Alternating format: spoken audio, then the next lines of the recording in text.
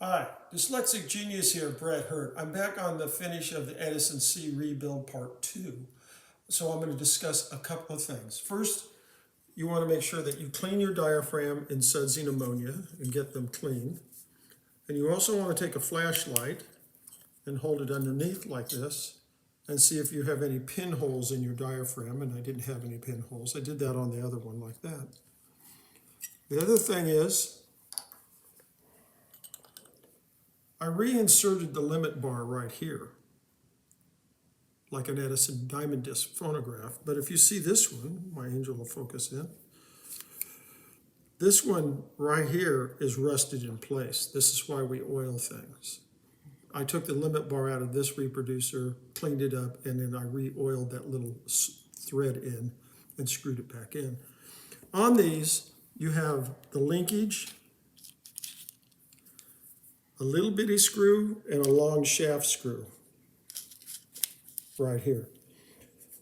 This is your linkage. This is an old linkage. You want to look at the part right here, and you see that the sapphire stylus is missing, and there's the new 2-minute sapphire in place. You always want to look at the sapphire and make sure that there's no flat spots on it.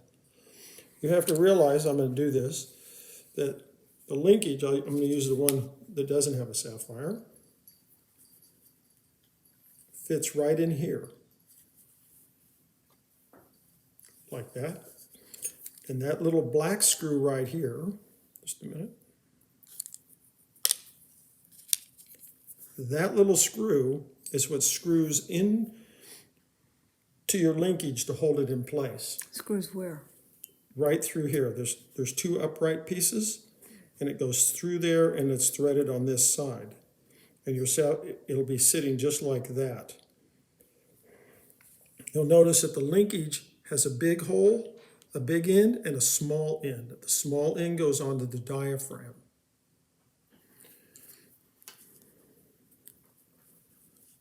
So what you want to do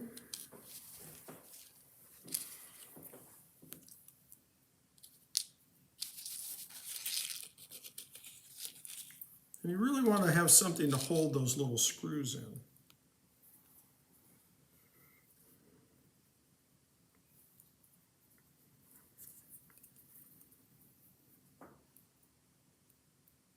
Take the small end,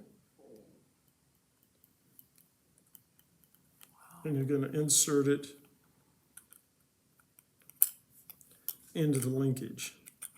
I'm trying to do this without my magnifying glasses, which is really tough for me. There we go. Now it's in. Now what you're going to do, because you know that the reproducer sits like this and the stylize in the back, when you hook the stylus up, it has to hang down with the back to you, so it'll go into place like that. So you know it's going to go just like that. So we're going to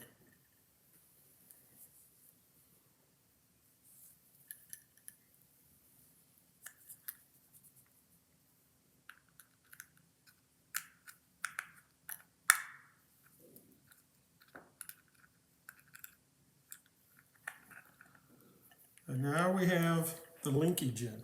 You see this hanging down. Now you're going to take your weight and you're going to push it through this hole and into the limit bar, like that. Bring the hinge block around. And I did something on purpose because I'm going to show you what happens. You're going to flip it around, and there you go. It's all hooked up. Now what you're going to do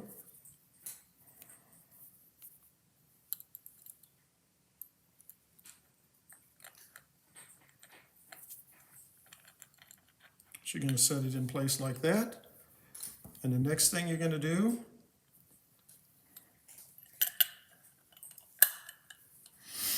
is you're going to put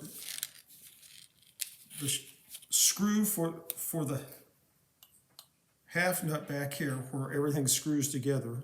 You're going to put that one in first, and then you're going to gently line up the other hole, and you're going to put the small one in, and that's it. It's kind of complicated, but the trick is, say this is the top of the reproducer, this is the top, this is the diaphragm, and we have the linkage, and we have the stylus bar.